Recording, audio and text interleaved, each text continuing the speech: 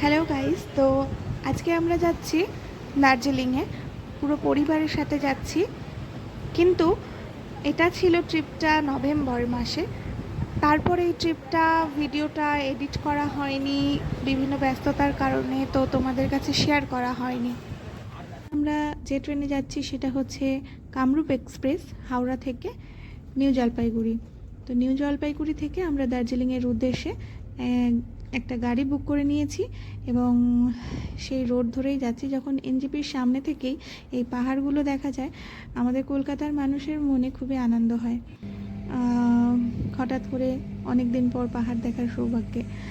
তো রাস্তা তো খুবই সুন্দর এবং ভোর 5:30টায় আমরা নামি ট্রেন থেকে এবং 6:30টায় আমরা কলকাতা থেকে ট্রেনে উঠেছিলাম। তারপরে আমরা আজকে যাচ্ছি একটু সাইট সিন করতে করতেই দার্জিলিংয়ে উঠব। সেই কারণে মিরিক হয়ে আমরা দার্জিলিংয়ে উঠব বলেই মিরিকের দিকে রওনা দিচ্ছি।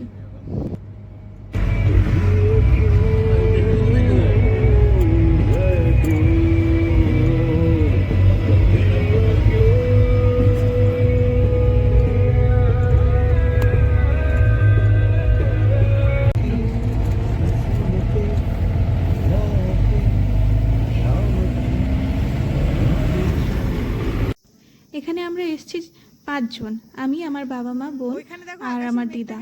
তো আমরা এবং আমার বাবা মা আগেও পাহাড় দেখে থাকলে আমার দিদার এই প্রথমবার পাহাড় দেখা। দিদা কোনোদিন পাহাড় দেখেনি, তো দিদার এখানে খুবই আনন্দ উৎসাহে দিদা পুরো আপ্লুত হয়ে গেছে।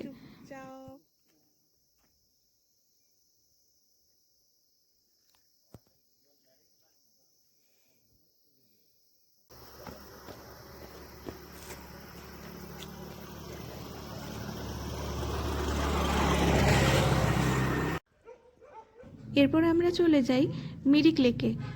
তোমরা যারা মিরিক লেকে গেছো তারা জানোই এখানে প্রচুর ফুল গাছ এবং রং বেরঙের ফুল এবং খুব সুন্দর একটি জায়গা। তো আর সামনে যেটা দেখা যাচ্ছে সেটাই মিরিক লেক। আর এখানকার ওয়েদার কিন্তু খুব মনোরম, মানে খুব একটা ঠান্ডাও না আবার গরম তো নয়ই, খুবই মনোরম একটা ওয়েদার, খুবই সুন্দর পরিবেশটা লাগছে। এরপর সেখান থেকে বেরিয়ে এসে পাশেই মিরিকের একটা গেস্ট হাউসে আমরা যাই ব্রেকফাস্টের জন্য এবং সেখানে আমরা ব্রেকফাস্ট করি, চা খাই। তবে প্রথমবার দার্জিলিংয়ের চা টেস্ট করে আমার কিন্তু একদমই ভালো লাগেনি এখানকার চাটা, তবে ব্রেকফাস্টটা খুব ভালো ছিল। কিন্তু পরবর্তীকালে যে চাগুলো খেয়েছি সেগুলো আবার বেশ সুন্দর টেস্ট ছিল। আমরা এখানে এসেছি হোমস্টেতে, আমরা মিরিক থেকে আসার পথে এখানে আমরা নেমেছি খাওয়ার জন্যে। আপনারা এই হোমস্টেতে আসবেন, খুব ভালো হোমস্টে, খাওয়া দাওয়া খুবই ভালো। এখানে আসবেন। মালিকের আপনার ফোন নাম্বারটা একটু দিয়ে দিন। Phone number 9382564278। टू कम कम यार। और हमारा लड़की का माफी का लड़की था मालिक था। हाँ खाना पड़ेगा यार। তো এটা চা বাগান মিরিকে। কি নাম চা বাগানটা? Gopaldhara Tea Garden. Gopaldhara Tea Garden. Gopaldhara Tea Garden. Very nice, beautiful. আর সামনেটা তো আরো সুন্দর লাগছে। ওয়াও, এখান থেকে গ্রেট, ওদিকে যাচ্ছে পাবি। অসাধারণ সুন্দর। ওপরটা চল, দেখতে পাবি। ওই দিকটা পোল্ট্রি চল, ওখানটা পোল্ট্রি দেখতে। মনে হচ্ছে বিশ্ব ব্রহ্মাণ্ডকে উপলব্ধি করছি, এরকম একটা মনে হচ্ছে ফিলিংস। মিরিক থেকে ফিরতেই আমরা দেখতে পেলাম কাঞ্চনজঙ্ঘা এবং সেখানে নেমে এটা কিছু মানুষ দেখছিল বলে আমরা নেপাল বর্ডারের কাছেই। কিন্তু আমি শুনেছি অনেকেই নাকি দার্জিলিংয়ে কাঞ্চনজঙ্ঘা দেখতে পায় না ক্লিয়ারলি, অনেকটাই আমরা কিন্তু খুব সুন্দর এবং প্রত্যেক দিন প্রত্যেকটা জায়গা থেকেই কাঞ্চনজঙ্ঘা খুব ক্লিয়ারলি দেখতে পেয়েছিলাম। হয়তো আকাশ পরিষ্কার ছিল, সেই জন্য আমরা লাকি। এরপর আমরা গেছিলাম লেপচা জগতে এবং সেখানে সাইট সিন শেষ করলাম সেই দিনের মতন। তারপর আমরা আবার ফিরে এসে লাঞ্চ করলাম। লাঞ্চে ছিল 3 রকমের সবজি, ডাল এবং চিকেন বা মাছ, যেটাই নিতে চাও। ওখানে আমাদের মোটামুটি শিডিউল খাবার এগুলোই ছিল প্রতিদিন ব্রেকফাস্ট, লাঞ্চ এবং ডিনারে। তার মাঝে মাঝে কিছু আলাদা ধরনের খাবারও ছিল, কিন্তু মেনলি এই খাবারগুলোই ছিল আর কি। আর খুবই কিউট দুটো নেপালি দিদি সার্ভ করছিল, বেশ সুন্দর লাগছিলো, খাবারগুলো টেস্টি ছিল। এরপর মেলে গিয়ে রাত্রিবেলা বেশ অনেক কিছু শপিং টপিং হলো, ঘোরাঘুরি হলো, এবং তারপর দিন আবার সাইট সিনে বেরোতে হবে বলে বাড়ি ফিরে এসে আবার রেস্ট নেওয়া হলো।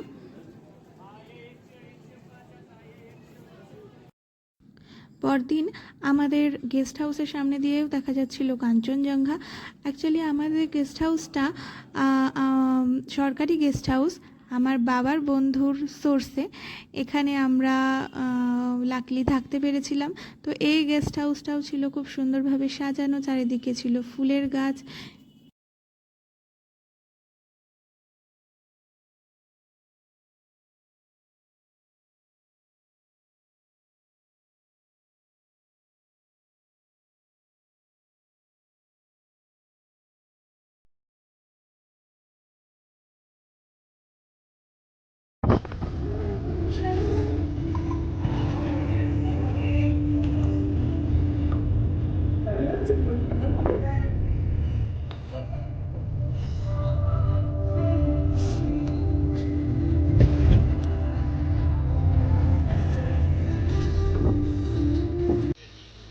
অসাধারণ একটা ভিউ, এটা হচ্ছে লামাহাটাতে।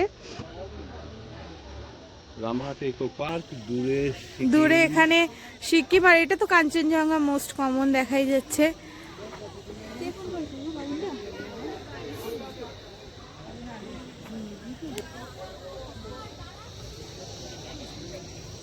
ওই কাপড় দেওয়া ওরা বিশ্বাস করে এই মধ্যে দিয়ে হাওয়া গেলে আর কি এখানে পবিত্রতা রক্ষা হয়, এটা এখানকার স্থানীয়দের বিশ্বাস। প্রথমে আমরা যেখানে চলে এসেছিলাম এটা হলো লামাহাটা ভিউ পয়েন্ট।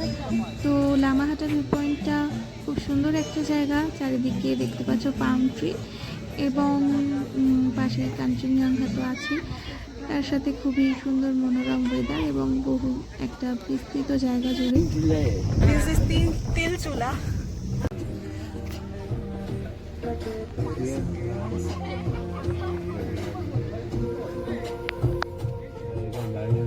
ছবি তুলতে হয়, সব ছবি তোলে। এই সেই তিনচুলা। এর আসা এবং যাওয়ার রাস্তা এতটাই ভয়ঙ্কর যে আমি তো খুব রিস্কে পড়ে গেছিলাম, মানে এতটা আমার জীবন নিয়ে টেনশন কোনোদিন হয়নি আমার এবং আমার ফ্যামিলির জন্য। এর পরবর্তী পয়েন্ট লাভার্স দূরের থেকে নদী আসছে, তিস্তা। ওটা তিস্তা কদিন আগে ডিজাস্টার হয়েছে, সেই ডিজাস্টার হওয়ার কারণে এই যে সবগুলো ভেঙে গেছে না, এগুলো সব ভেঙে গিয়েছে আর কি। আর ওইটা যাচ্ছে সিকিমের ওই যে পাশ দিয়ে ন্যাশনাল হাইওয়ে, ছোট্ট ছোট্ট গাড়ি দেখা যাচ্ছে, ওগুলো সিকিমে যাওয়ার গাড়ি, ন্যাশনাল হাইওয়ে।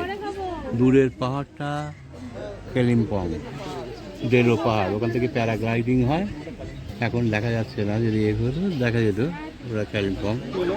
আর এটা হচ্ছে এই দিক থেকে আসছে যে নদীটা, কালারটা দেখ আলাদা, এটা রঙ্গিলি, এই যে এই ধার দিয়ে আসে রঙ্গিলি আর তিস্তা মিশছে, এটা বলছে লাভার্স পয়েন্ট, দুটো আলাদা আলাদা লাভার্স একসঙ্গে মিশে এটা নিচের দিকে নেমে যাচ্ছে, এটার এই জন্য এর নামটা হয়েছে লাভার্স পয়েন্ট।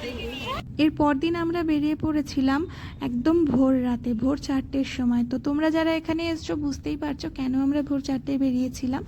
হ্যাঁ, আমরা টাইগার হিলের উদ্দেশ্যে যাচ্ছিলাম, কারণ এখানে সূর্যোদয় দেখার জন্য। এখানে সব থেকে প্রথমে সূর্যোদয় দেখা যায়, এবং সেই সূর্যের পাহাড়ের মাঝখান থেকে সূর্য উদয় হয়, এবং সেই সূর্যের কিরণ প্রথম এভারেস্ট ও কাঞ্চনজঙ্ঘার উপর পড়ে। এ একটা সত্যি খুব সুন্দর একটি মুহূর্ত। কিন্তু এখানে ঠান্ডাও আবার প্রচণ্ড বেশি, এখানে ভোরবেলা, তার উপর ঠান্ডাটা খুব বেশি ছিল, সেই কারণ হেতু 5 ডিগ্রি টেম্পারেচার ঠান্ডা ছিল। এবং আমরা দেখতেই পাচ্ছ আমাদের নাকে মুখে মানে কত কিছু শীতের পোশাক জড়ানো ছিল, কারণ প্রচণ্ড ঠান্ডা। যতটা না টেম্পারেচার কম, তার থেকেও বেশি মনে হচ্ছিল টেম্পারেচারটা আরও ফল করছে, ফিল হচ্ছিল যে মাইনাস টেম্পারেচার চলছে আর কি। তো এখান থেকে আমরা সূর্যোদয় দেখলাম, ভীষণ সুন্দর একটা দৃশ্য, এবং প্রত্যেক দিন এত মানুষ এখানে ভিড় করে শুধুমাত্র এই ভিউটা পাওয়ার জন্য।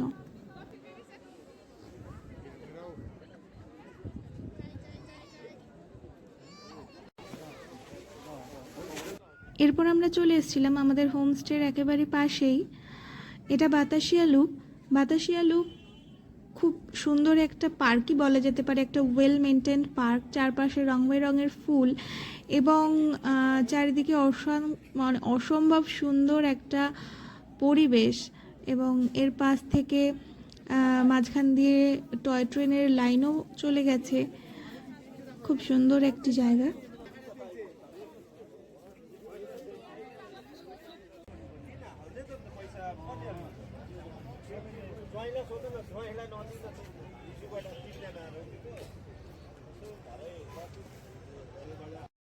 এবার আমরা চলে এলাম রক গার্ডেনে। সত্যি কথা বলতে এই রক গার্ডেনটা আমার পার্সোনালি সব থেকে বেশি ভালো লেগেছে।